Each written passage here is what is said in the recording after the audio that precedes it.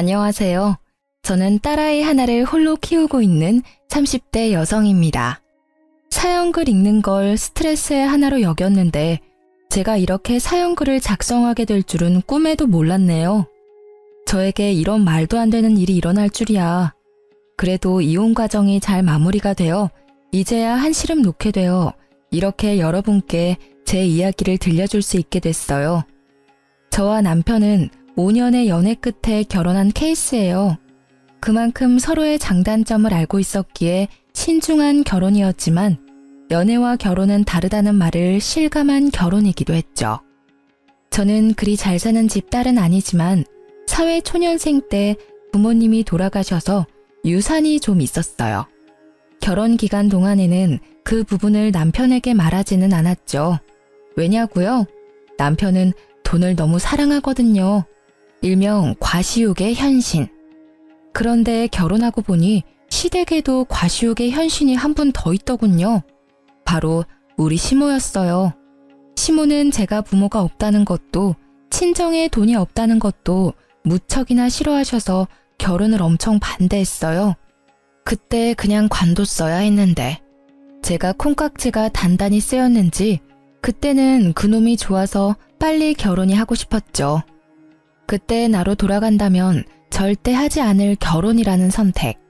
그 선택 이후 제 삶은 180도로 달라졌어요. 결혼 직후 알게 된 그놈의 다른 얼굴은 놈팽이였어요. 그리고 잡은 물고기는 거들떠도 보지 않는 쓰레기 같은 인간이기도 했죠. 남편의 그런 모습은 제가 시모와 부딪힐 때마다 드러났어요. 제일 처음 남편의 다른 모습을 느꼈을 때는 임신 전으로 그 당시 저는 간호사로 일하고 있었죠.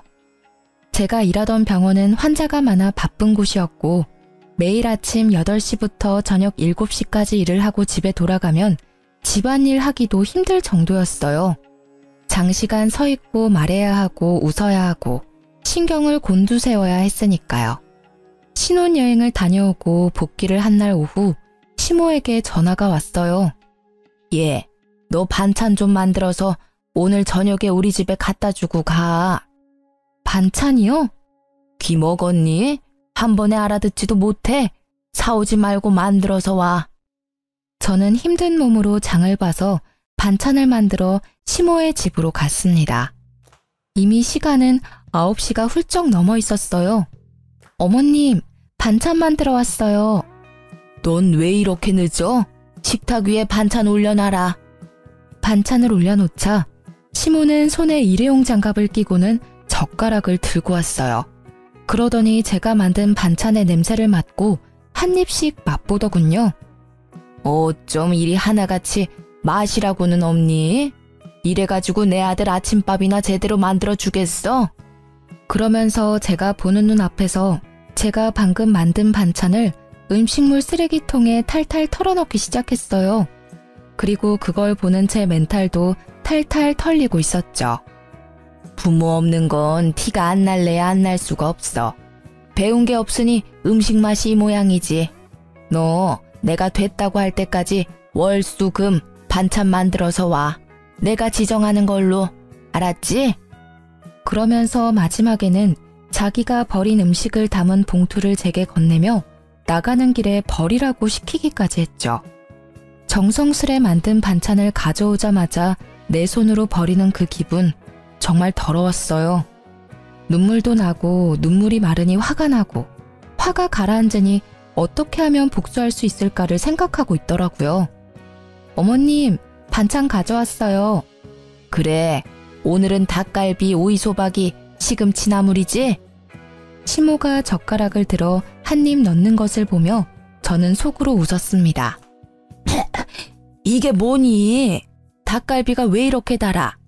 오이소박이는 짜고 시금치는 왜 이렇게 곤죽이 됐어? 제가 조미료를 잘못 봤나 봐요.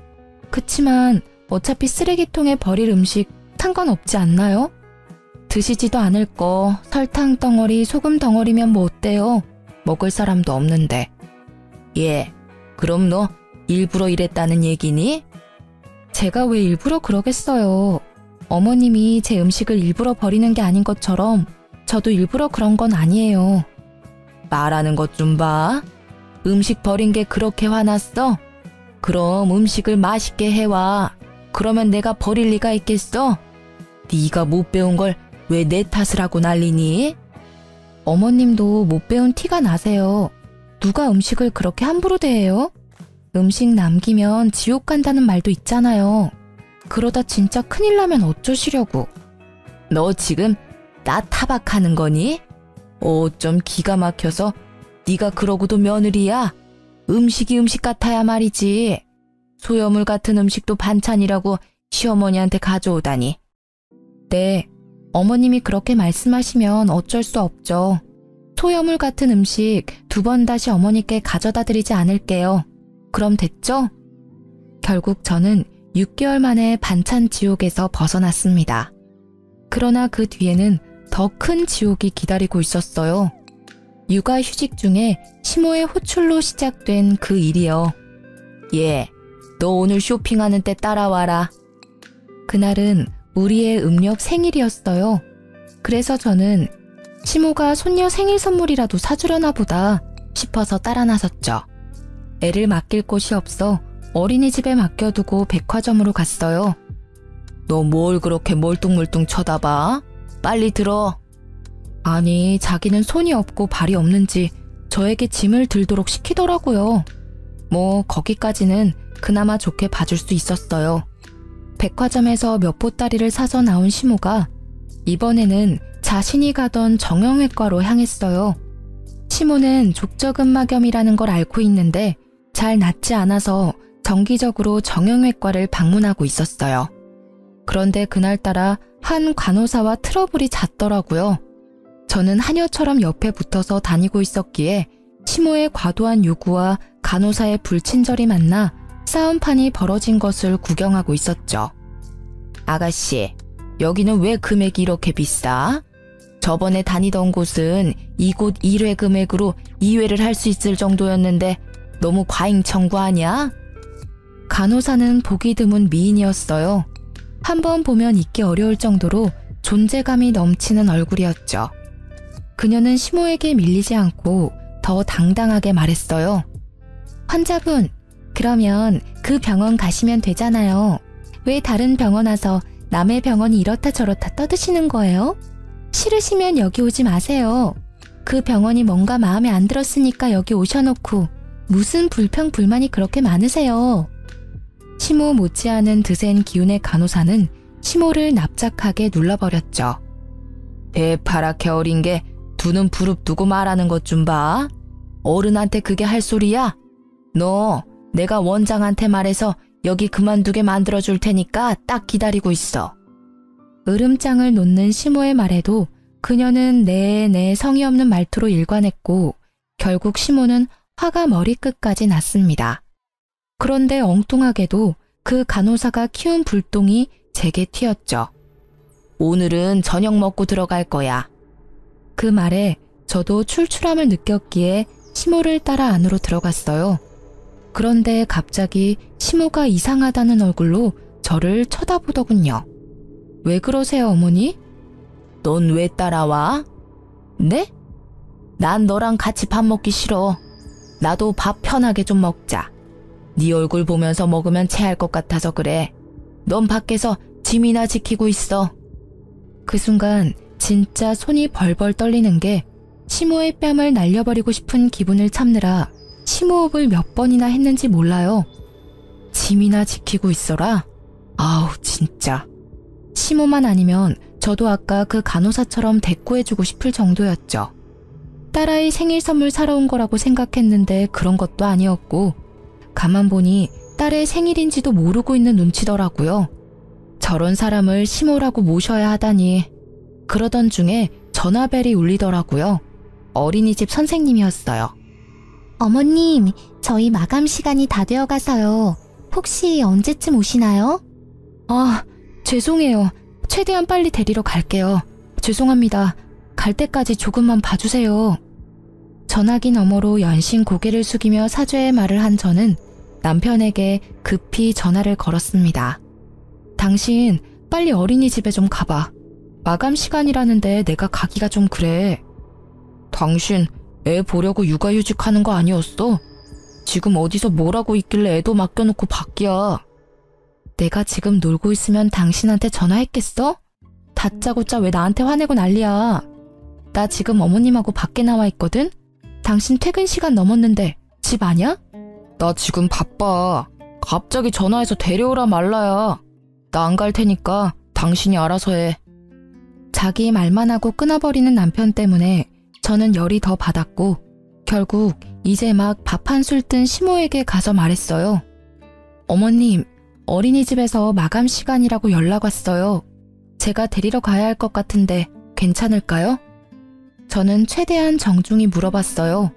설마 손녀딸 일인데 그마저도 하지 말라고 하지는 않겠지. 그렇지만 시모는 제 짧은 생각을 한참 넘어서는 상식의 소유자였어요. 네가 가면 내 짐은 누가 지키니?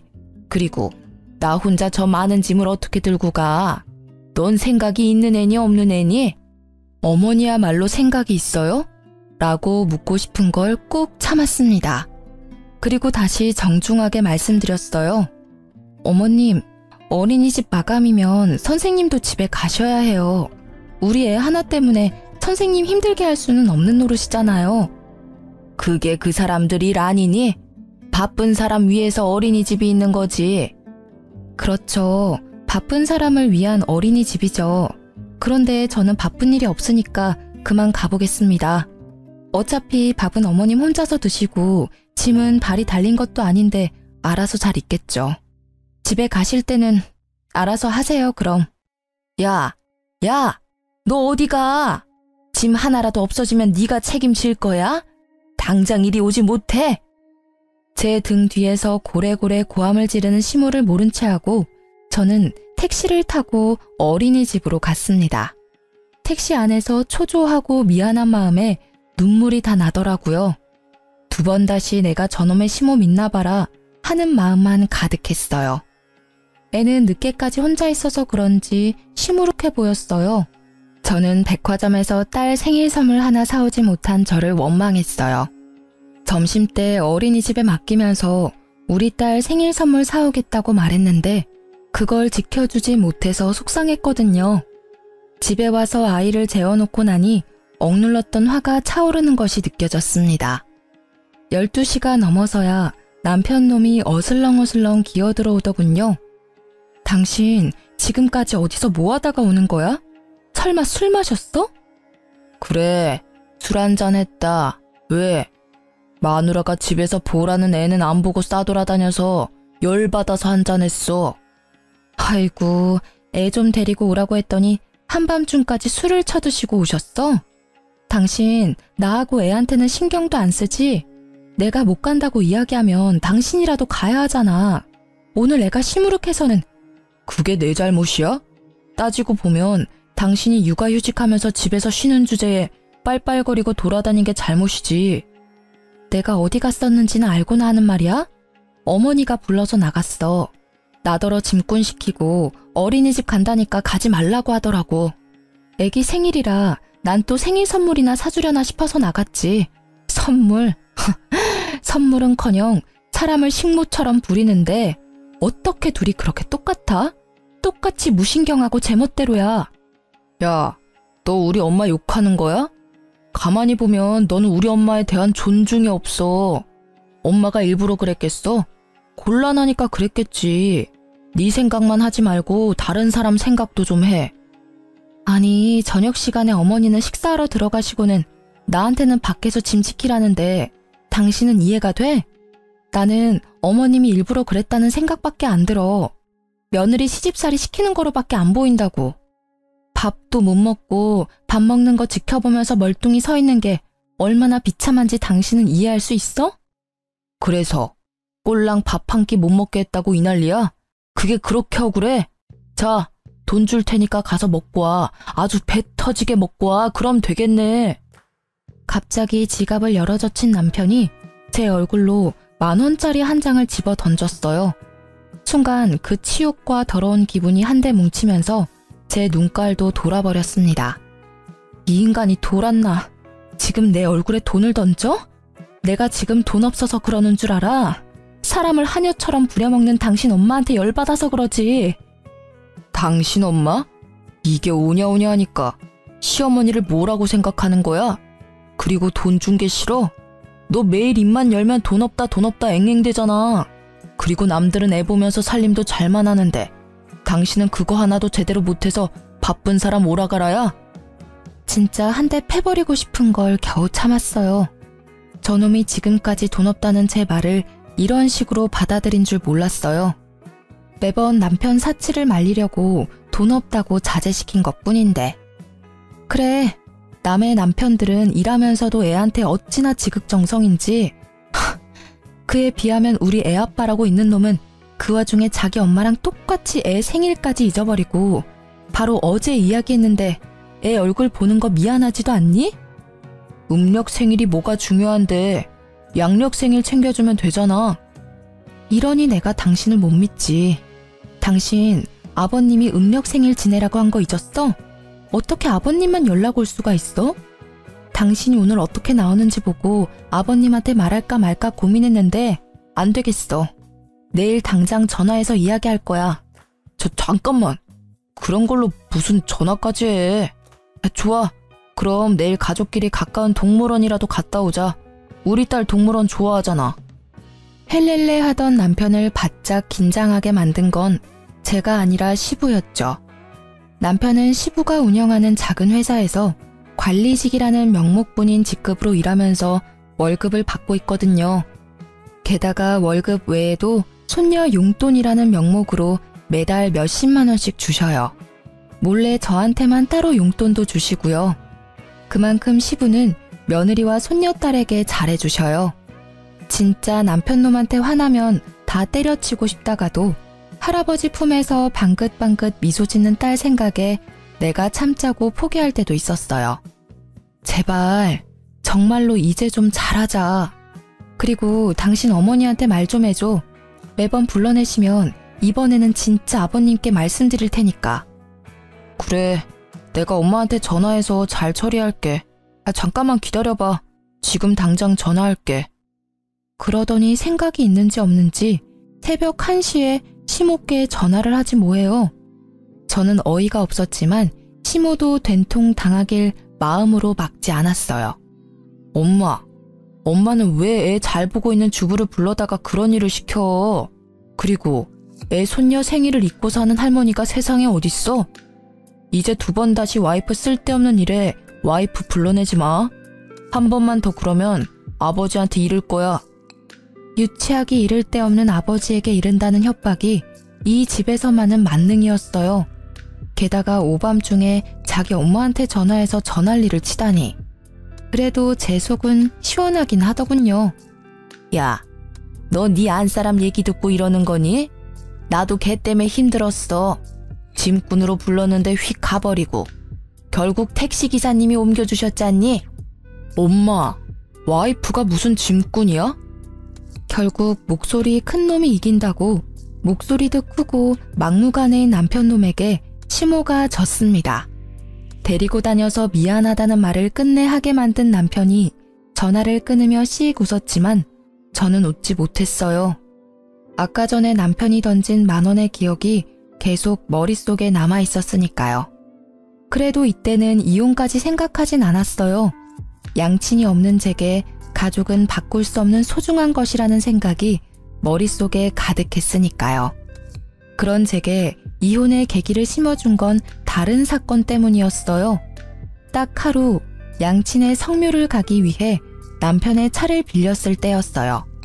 그날도 남편은 바쁘고 애를 봐줄 사람은 없어서 제가 아이를 데리고 가야 했거든요. 카시트가 있는 남편 차에 올라탔다가 아이가 떨어뜨린 장난감을 주워주려고 고개를 숙였는데 제 눈에 뭔가 반짝이는 게 보이더라고요. 들어 올려보니 팔찌였어요. 저는 액세서리를 별로 좋아하는 편이 아니라 제 것은 분명히 아니었는데 그 여성이 착용할 것 같은 디자인은 납골당 다녀오는 내내 찝찝하게 머릿속을 맴돌았어요. 설마 이놈이 바람까지 폈겠어? 아니야. 직장 동료가 회식 때 탔다가 흘린 걸지도 모르지. 고민하던 저는 정면 돌파를 선택했어요. 여보, 당신 차에 팔찌가 있는데 누구 거야? 어? 어떻게 생긴 건데? 내 차에 있는 거면 엄마 거 아닐까? 생각보다 태연하게 답하는 남편의 모습에 의심이 살짝 누그러졌지만 혹시 몰라 시모의 집으로 향했어요. 남편 말이 맞다면 어머니한테 돌려주는 게 맞으니까요. 어머님, 혹시 이런 팔찌는 얼마 정도 할까요? 내가 그걸 어떻게 알아? 근데 너 팔찌 샀니? 애 보는 엄마가 무슨 팔찌야? 게다가 딱 봐도 싸구려처럼 보이는데. 하긴 너한테는 딱이긴 하네. 말 한마디 한마디에 빈정거림을 싣는 재주를 가진 시모를 제쳐두고 저는 제게 거짓말을 한 남편에 대한 찜찜함을 견딜 수 없었어요. 팔찌에 대해 알아보니 요즘 젊은 사람들이 선호하는 브랜드라고 하더라고요. 그날 저녁 저는 남편에게 팔찌에 대해 물었어요. 이 팔찌 어머님 거 아니라는데? 당신 혹시 어린 여자 맞나? 딱 봐도 젊은 애들이나 할 법한 팔찌잖아. 무슨 소리야. 엄마가 아니면 직원들 중에 누가 떨어뜨렸겠지. 난 진짜로 결백해. 못 믿겠으면 전화 내역, 문자 내역 다 봐봐. 나 목욕하고 올 때까지 열심히 찾아봐. 어차피 아무것도 안 나오겠지만. 그 말을 끝내고 남편은 진짜로 제게 폰을 맡기고는 욕실로 갔어요. 진짜 아닌가? 하며 폰을 뒤지는데 정말 아무것도 없더라고요. 남편에게 미안한 짓을 했다며 뒤로 빠져나오려다 저도 모르게 스팸 차단된 메시지를 들어갔는데 우와, 상간녀와의 불륜 메시지가 끝도 없이 이어지더라고요. 보니까 스팸 차단된 번호는 이 차단된 메시지 내역으로 들어가야만 볼 수 있는 거였더라고요. 내가 못 찾았다면 끝까지 발뺌했을 남편에게 열이 받았지만 일단 먼저 사진부터 쭉 찍었어요. 읽는 것보다는 증거부터 남겨야 하니 후다다닥 찍었죠. 그때 내 눈에 들어온 메시지. 오빠, 택리가 늦어져. 딱 보니 갈 때까지 간 것 같은 이 문자. 빡친 저는 사진 다 찍고 남편 폰을 원래대로 돌려놨어요. 그리고는 제 폰의 녹음 기능을 켜고 놈이 나오기를 기다렸죠. 당신 폰 진짜로 내가 뒤져봐도 돼? 정말 맹세코 바람 안 폈다고 말할 수 있어? 당연하지. 나는 떳떳해. 다 뒤져봐도 돼. 내가 허락할 테니까 마음대로 봐. 남편 놈의 허락도 맡았겠다. 저는 알겠다고 하고 뒤지는 신용만 했습니다. 그리고는 아무 말 없이 안방으로 가 누웠죠. 옆에서 거봐, 없지? 하며 의기양양하게 웃는 모습에 한 대 팰까 했지만 참았어요. 마지막 결정적인 한 방을 위해 정말로 영혼까지 끌어모아 참았습니다. 그놈이 출근하고 저는 바빠졌습니다. 찍어놓은 수십 장의 사진을 분석해야 해서요. 그러다 보니 주소를 찍은 문자가 있더군요. 그런데 그 문자 주소가 눈에 익었어요. 어머님이 다니는 정형외과 주소였거든요. 저는 잠시 고민하다가 정형외과로 갔습니다. 그리고 간호사들이 앉아있는 안내 데스크에서 이렇게 말했죠. 며칠 전에 요 앞에서 팔찌를 하나 주웠는데 혹시 주인이 계신가요? 제 것 같은데요. 그렇게 나서는 여자의 얼굴을 보고 저는 속으로 깜짝 놀랐습니다. 시모와 대판 싸운 그 불친절한 간호사였거든요. 저는 속으로 숨을 삼키고 확인했어요. 진짜 주인인지 모르니까 팔찌가 어떻게 생겼는지 설명해 주시겠어요? 똑같으면 제가 드릴게요. 로즈골드의 체인이고요. 꽃 모양이에요. 큐빅이 꽃에 4개 정도 박혀있고. 정확한 설명이었습니다. 저는 드디어 남편놈과 바람핀 상간녀를 잡았어요. 그러나 당장 그 앞에서 난리치지는 않았어요. 그러면 복수가 아니잖아요. 저는 그녀에게 돌려주고는 전화번호를 하나 받아놨어요. 상간녀가 제게 뭐라도 사겠다고 하길래 지금은 안 되니 나중에 제가 전화하면 와달라고 했죠. 이것도 인연인데 친하게 지내자면서요. 그리고 집에 돌아와 남편을 기다렸습니다. 그날도 남편은 상간녀를 만났는지 엄청 늦게 오더군요. 당신 바람 폈지? 무슨 헛소리야. 아니라고 몇 번을 얘기해. 그런데 어떡하지? 난 이미 증거를 잡았는데. 뭐? 그런 게 있을 리가 없잖아. 그놈은 눈에 띄게 당황하고 있었어요. 그 모습은 틀림없는 불륜남의 불안함이었습니다. 그때 보여준 당신 폰에서 봤어. 스팸으로 차단된 문자에 고스란히 찍혀있던데 내가 못 찾을 줄 알았나 봐. 이 나쁜 놈아. 애한테 신경도 안 쓰고 늦게 쏘다니더니 바람을 펴? 이제 애가 1살이다. 당신 머리통에는 도대체 뭐가 든 거야? 애 아빠라는 생각이 있긴 해? 아, 그래. 폈다. 바람 좀 폈어. 맨날 집에서 들들 볶기나 하는 마누라한테 질려서 다른 여자 좀 만났어. 근데 그게 뭐? 내가 죽을 죄를 지은 것도 아니잖아. 솔직히 나도 당신한테 질려. 매번 우리 엄마랑 싸우고 나랑 싸우고. 나도 당신이랑 같이 살기 싫어. 이혼해. 진짜 돌았구나. 완전 갈 때까지 가셨네. 세상은 당신 같은 놈을 유책 배우자라고 해. 당신한테 유리한 점은 하나도 없다고. 그딴 거 난 모르고 딸 양육권, 친권만 있으면 돼. 어차피 당신은 경제권도 없고 아무것도 없잖아. 그러니까 당신은 애 못 데려가. 우리 딸이 황금알을 낳는 거위인데 당신이 가져가면 똥 되는 거야. 에라이, 이 미친놈아. 딸을 돈 버는 기계로 생각해? 아버님이 주시는 용돈 때문에 애 데려가려는 거면 절대 못 데려가. 이혼하자고? 그래, 내가 못할 줄 알아. 이혼해. 소송 걸고 엉망진창으로 같이 싸워보자, 어? 지금 당장 어머님 댁으로 같이 가. 가서 이혼하겠다고 말씀드리고. 화가 머리끝까지 난 저는 시모 집으로 가는 차 안에서 시부와 상간녀에게 문자를 보냈습니다. 시모의 집 주소를 보내면서 지금 이쪽으로 오라고 말이죠. 갑자기 너희들 무슨 일이야? 둘이서 같이. 어머님, 저희 이혼하기로 했어요. 제가 말을 꺼내자마자 시모의 얼굴빛이 확 달라지며 눈을 반짝이더군요. 저는 속으로 웃었습니다.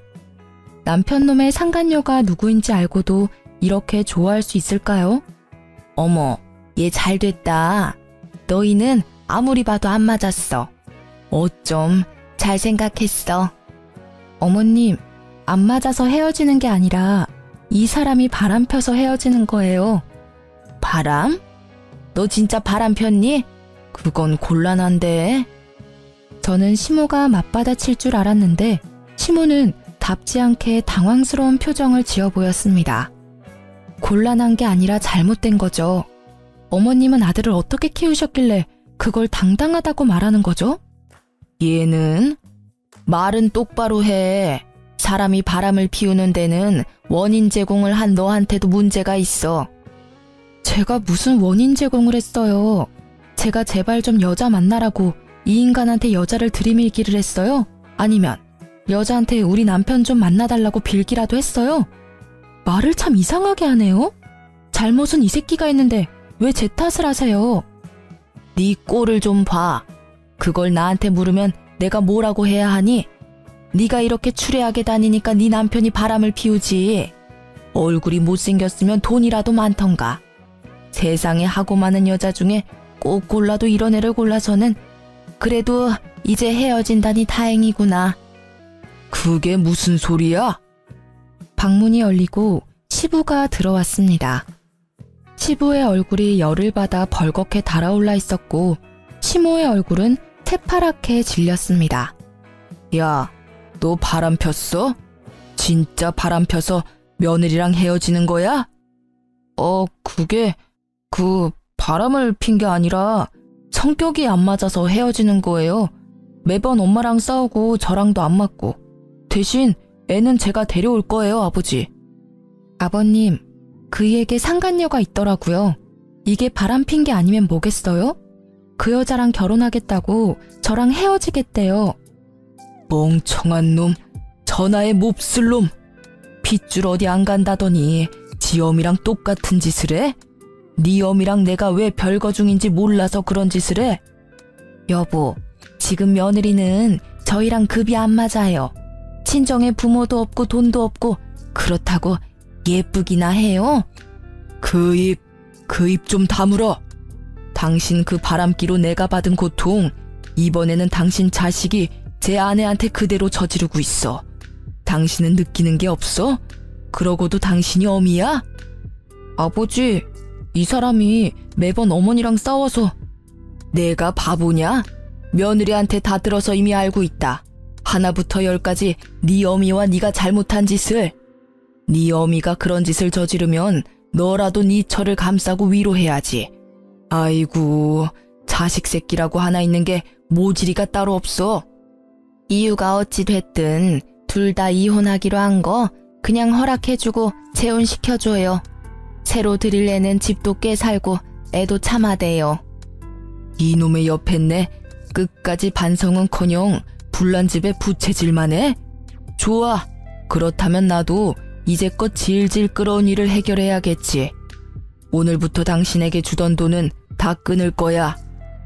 아니 여보, 그럼 저더러 어떻게 살라는 말이에요? 그리고 너, 내일부터는 다른 직장 구해봐. 내 회사에 네 자리는 이제 더 이상 없을 거다. 아버지, 일을 그만두게 하신다뇨. 한 번만 봐주세요. 뭐? 봐줘? 나는 이미 결정했다 이놈아. 이 집안의 바람으로 이런 일 일어나는 건 마지막이어야 할 거야. 아니면 내가 진짜로 이번에는 당신이랑 이혼하고 아들놈 호적에서 파버릴 테니까. 아버지, 아버지는 도대체 누구 편이에요? 내가 저 여자랑 안 살겠다는데 왜 아버지가 이 난리시냐고요. 이놈이 그래도 제정신을 못 차리지. 내가 왜 난리냐고? 내가 내 손녀딸 할아버지라서 그렇지. 니놈한테 무슨 아빠 자격이 있어? 귀한 딸 팽개쳐놓고 여자 만나러 다니는 꼴이 어떻게 둘이 똑같아? 시부의 분노에 찬 고함 소리가 끝나자마자 벨이 울렸어요. 저는 후다닥 뛰어나가 상간녀를 안으로 들였습니다. 제가 부탁한 순대 사오셨네요. 고마워요. 제가 순대를 너무 좋아하거든요. 자, 어서 들어오세요. 집안이 좀 어수선하긴 하지만. 거실로 들어오는 그녀의 모습에 놀란 건 남편뿐만이 아니었어요. 두 사람의 그 썩어버린 표정을 보니 제 기분이 너무 상쾌하더라고요. 게다가 상간녀는 남편과 시모를 쳐다보더니 망했다는 표정으로 그 자리에 서 있었어요. 망했겠죠. 자기가 그렇게 업신여기던 민폐 환자가 여기 딱 서 있는데.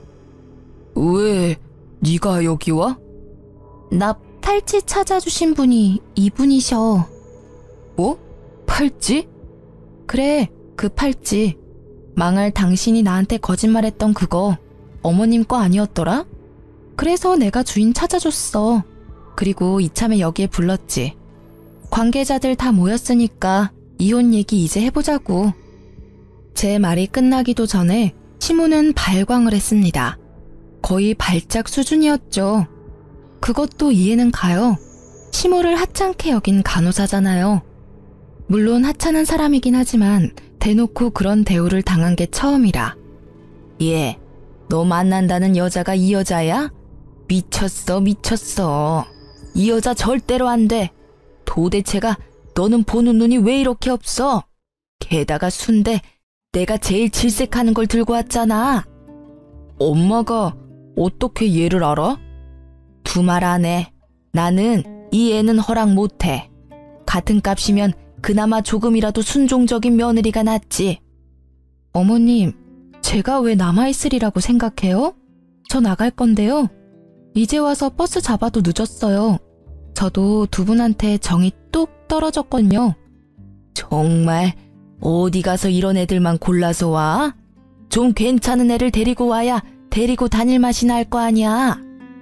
상간녀는 잠시 주변을 둘러보는 듯 하더니 생각이 끝난 듯 말도 안 되는 말을 짓거리더라고요. 안녕하세요. 정하경이에요. 오빠와는 만난 지 1년 됐고 오빠와의 결혼을 진지하게 생각하고 있어요. 머리가 돌아버린 건지 원래 앞만 보고 사는 건지는 모르겠지만 아직 정식으로 이혼도 안 한 와이프 앞에서 당당하게 말하는 꼴을 보니 보통 꼴통은 아니구나 하는 생각이 들었죠. 그래요? 아직 이혼도 안 한 남자랑 결혼 생각을 하고 있어요? 부인 있는 남자랑 바람 펴놓고 상간녀라 그런지 얼굴에 철판을 깔았나 봐요. 세상의 모든 상간녀들이 다 그렇죠. 전 당당해요. 상간녀이기 전에 저와 오빠는 사랑하는 사이고 그걸 맡고 있는 사람이 아줌마니까요. 애를 빌미로 매번 협박한다는데 그게 아내가 할 행동인가요? 네가 뭘 안다고 입을 나불대? 애를 빌미로 협박? 네가 좋아하는 오빠가 그리 말하든? 웃기고 있네. 이렇게 순진한 아가씨가 여기 있네. 이보세요 상간녀씨. 당신 오빠는 기본적으로 애를 안 봐줘요. 애를 빌미로 협박? 당신 오빠가 애를 무서워할 것 같아? 정작 무서워하는 건 따로 있는데? 그리고 당신도 애를 가졌다면서 애를 빌미로 합법적인 남편한테 집에 관심 좀 가지라고 말한 와이프랑 애를 빌미로 애 있는 유부남 꼬셔서 결혼하자고 하는 상간녀랑 딱 봐도 누가 진짜 잘못한 건지는 뻔하지 않아? 그만해. 하경이 하는 말 다 100번 오라. 당신이 매번 딸을 방패 삼아 나한테 이렇게 하라 저렇게 하라 시키는 게 짜증났다고. 아이고 열분 나셨네. 그래요? 네 놈이 먼저 여자를 꼬셨어요? 그래서 잘하는 짓이다. 어? 어린 여자 임신시키고 나니 늙은 마누라는 필요 없다 이거지? 그래. 당신 같은 늙은 호박 나도 필요 없어. 헤어지자니까 왜 사람들을 불러 모아서 일을 크게 만드는데? 아, 제발 나랑 헤어져 줘라. 어? 알았어. 헤어져 줄게.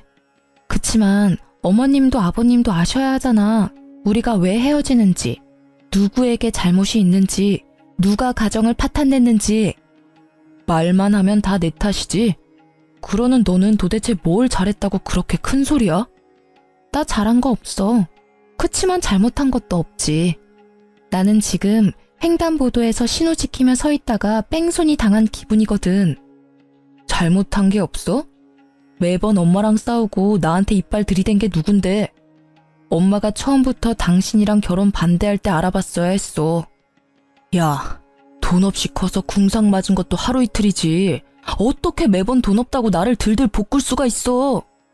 망할 남의 편이 꺼낸 그 말이 비수가 되어 제게 꽂혔지만 저는 저놈 등 뒤에 칼 꽂을 생각에 기분이 더 좋아졌어요. 돈 없이 커서 궁상 맞은 나에게 몇 억의 유산이 있다는 걸 알면 이놈은 어떤 반응을 할까 싶었거든요. 솔직히 제가 상간녀를 부르고 남편을 부채질한 건 두 사람이 결혼했으면 하는 마음에서였어요. 저는 이 여자에게 주고 싶었어요. 제가 이 지랄 맞은 시모와 남편에게 당한 수모와 치욕스러움을 말이죠. 분명히 이 두 사람은 내가 없으면 다른 사람에게 똑같은 행동을 하겠죠. 이 상간녀가 왜 남편과 결혼하고 싶어 하는지는 눈에 선해요. 딱 봐도 남편은 돈 많게 생겼으니까요. 제발 둘이 결혼해서 너도 나처럼 눈물 흘리며 고생해봐 하는 마음뿐이었죠. 우리 둘의 설전을 말린 건 시부였습니다. 둘 다 그만해라. 여기서 단단히 내 일러두는데 내가 죽으면 당신하고 당신 아들은 내 유산 받을 생각 꿈에도 하지 마. 내 재산 반은 사회에 환원하고 반은 소녀딸에게 줄 테니까. 그 말만 남기고 시부는 떠났고 남겨진 두 사람은 설마 진짜 그럴 리가 있겠냐며 의외로 낙관적인 생각을 하더라고요. 그래서 제가 그들이 그런 생각을 못하게 진실을 알려줬습니다. 아버님이 저번에 변호사와 유언장 다시 작성했다고 하셨는데 다들 그건 잊고 계시네요. 거기 뭐라고 적혀 있을지 궁금하지는 않으신가 봐요? 저는 그렇게 말하고 그 집에서 나왔습니다. 집에서 딸과 제 물건을 챙겨 나오고서는 남편과 이혼소송 진행했어요. 부모님이 남긴 유산으로 교회에 적당한 집도 하나 사고 파트타임으로 일하며 일자리도 얻었어요. 그리고 제가 집을 샀다는 걸 어디서 들었는지 시모가 제 집으로 찾아왔더군요. 예, 잘 지냈니? 일하느라 애 보니 힘들지? 그래서 내가 반찬 좀 싸왔어. 시모의 몰골은 웃기지도 않았습니다. 언제나 명품을 휘두르고 있던 시모에게 명품이라고는 하나도 보이지 않았으니까요. 내가 많이 잘못했어. 너한테 돈이 많았다면 미리 얘기하지 그랬어. 그랬으면 내가 그렇게까지 하지는 않았을 텐데. 아들도 많이 후회하더라. 그러니 다시 잘해보는 게 어떠냐? 이 집도 내놓고 우리 집으로 들어오고. 그리고 너 아직 네 시아버지랑 자주 만나는 것 같던데 그 사람한테 잘 얘기해서 나 용돈도 다시 받도록 해주고. 바뀐 줄 알았더니 하나도 바뀐 게 없더라고요. 사람 쉽게 바뀌지 않는다더니 어찌 이리 얄미운 부부는 그대로인지. 게다가 돈이 많았으면 나를 괴롭히지 않았을 거라는 그 생각이 정말 천박하고 예의 없는 생각이라는 걸 아직 모르더군요. 게다가 용돈을 다시 받을 수 있도록 해달라니. 제게 와서 할 말은 아니잖아요. 시부에게 가서 손이 발이 되도록 빌어야 할 일을 어째서 내게 책임 전가를 시키는지. 저는 쓰레기통을 가져와 시모가 가져온 반찬통 옆에 뒀습니다. 그리고 반찬통을 열어 하나하나 쓰레기통에 집어넣었어요. 반찬을 싸우면 제가 용서할 거라고 생각했어요? 아이고, 뻔뻔한 것도 유전인가 봐요. 아주머니께서 당신 아들한테 저하고 헤어지고 다른 여자랑 잘해보라는 말 했을 때부터 우리는 연 끄는 거예요. 아시겠어요? 그러니 당장 나가세요. 결국 시모는 본전도 못 찾고 터덜터덜 나갔죠. 저는 소금을 들고 시모 뒤를 따라가 문 앞에서 밖으로 소금을 휙휙 쳤습니다. 아주 재수가 더러우려니 이런 일을 당하고. 제가 치는 소금에 어이없는 듯 바라보는 시모를 보며 저는 문을 쾅 닫았습니다. 속이 어찌나 시원하던지. 이 정도쯤 했으면 다시 찾아오지는 않을 거라 생각했는데 다음날 그 인간이 찾아왔더라고요. 남편은 집안에 들어오더니 생각보다 잘 사는 모습을 보고 놀란 것 같더라고요. 그러더니 그 짜증나는 낯짝으로 실실 웃으며 말하더라고요. 엄마가 당신 집에 다녀갔다는 이야기 듣고 들렀어. 잘 살고 있는 거 보니 좋다. 혹시 이혼 다시 생각해 볼 생각 없어? 당신이 원하면 나도 그 여자랑은 인연 끊을게. 내가 왜 당신 같은 놈이랑 다시 재결합을 생각해야 해? 이보세요, 아저씨. 정신 똑바로 차리세요. 지금 그 말부터가 이미 아웃이라고요. 뭐? 내가 원하면 그 여자랑은 인연을 끊어? 야, 이 모자란 놈아. 네가 최소한 나하고 재결합을 운운할 생각이었으면 그 여자랑 인연을 먼저 끊고 나한테 와야지. 순서가 한참 바뀌었잖아. 지금 살고 있으면서 무슨. 아서라, 네가 억만금을 들고 와도 너랑 다시 재결합은 안 해. 그러면 돈이라도 좀 빌려줘. 한 1,000만 원만. 미친. 나한테 돈 맡겨놨어? 그리고 왜 내가 너한테 돈을 빌려줘야 해? 내가 지금 당장 너한테 위자료 받아도 모자랄 판에. 그래, 이혼 소송하고 있으니까 막 가는 거야? 당신이 이렇게 돈 많이 있는지 몰랐지. 있었다는 걸 알았으면 나도 헤어지자고 하진 않았을 거 아니야. 이 말도 진짜 웃기다. 뭐? 돈이 있으면 헤어지자고 하지는 않았을 거라고? 그리고 상간녀랑 분류는 계속 했을 거고? 그게 더 지옥이었겠네. 이러고 보니 내가 너랑 이혼을 결심한 게 올해 들어 제일 잘한 일 같아. 당신이 맨날 돈돈거리니까 내가 다른 여자한테 간 거잖아. 그 부분은 당신이 잘못했다고 생각해. 나 모아놓은 돈도 없는데 일자리도 잃었어. 아버지가 퇴직하고 다른 데 알아보라고 해서. 퇴직금은? 그건 아버지가 내 차 가지고 가셔서 새로 차 샀어. 지금 당장 밥 사 먹을 돈도 없어서 힘들다고. 당신 돈 많아 보이니까. 진짜 달라지지 않은 그 허세와 과시욕에 저는 속으로 혀를 찼습니다. 퇴직금은 못해도 5천 정도는 됐을 텐데 또 비싼 차를 샀겠구나 하는 생각에 웃음이 났어요. 그 상간녀는 지금 속에서 얼마나 열불이 날까 싶어서요. 그래? 그럼 어쩔 수 없네. 자. 저는 가방에서 지갑을 꺼냈습니다. 그 손끝이 흥분으로 떨리는 걸 겨우 참았어요.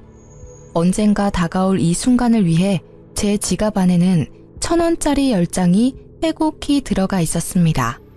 저는 그 1,000원짜리 10장을 꺼내서 남편의 얼굴을 향해 시원히 뿌렸습니다. 배고프면 나가서 사 먹어, 이 등신아. 정말 10년 묵은 체증이 내려가는 기분에 저는 숨통이 확 트이는 걸 느꼈어요.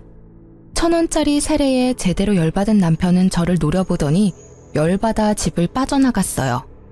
그리고 시모에게 했던 대로 따라 나가서 소금을 휙휙 치고는 다시 집으로 돌아왔습니다. 그 뒤로 그 사람들은 제 집에 찾아오지 않았어요. 그 자존심만 센 인간들에게 저희 집은 치욕과 수치스러움의 기억이니까요. 나중에 시부에게 들어보니 시부가 시모 집을 팔아버리는 바람에 상간녀와 전남편 시모가 함께 살게 됐나 봐요. 그 상간녀도 대단한 게 시부의 재력이 탐났는지 언젠가 시부가 전남편을 다시 거둘 거라는 생각 때문이었는지 셋이 같이 살기로 했다더군요. 하지만 전남편과 시모는 그런 상간녀를 저 대신 봉이라고 생각했는지 하나부터 10까지 돈돈거리며 괴롭혔다더라고요. 제대로 빨대 꽂으려고 한 거죠. 나중에 두 사람이 빈털터리에 자기가 봉이라는 사실을 뒤늦게 깨달은 상간녀가 시모 명품들을 모조리 들고 도망갔대요. 시모는 상간녀를 잡으려고 눈에 불을 켜고 돌아다니다 결국 못 잡고 집에 붙어 있다고 하고요. 전 남편은 결국 일을 시작했으나 매번 잘려서 현재는 전단지 알바를 하며 살고 있다고 해요.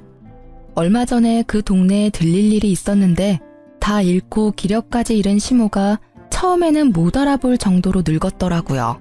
그 모습에 뿌린 대로 거둔다는 말이 생각났어요. 요즘 여전히 시부와 제 딸은 자주 만나요. 재혼 생각은 글쎄요. 지금으로서는 별 생각 없네요. 사람 일 모르는 거라고 하지만 회복에 시간이 걸릴 것 같아요. 가족이 완성체여야만 행복하다고 생각한 지난날을 반성하며 단 둘뿐인 가족만으로도 행복하게 지내고 있으니까요. 긴 사연글 읽어주셔서 감사합니다.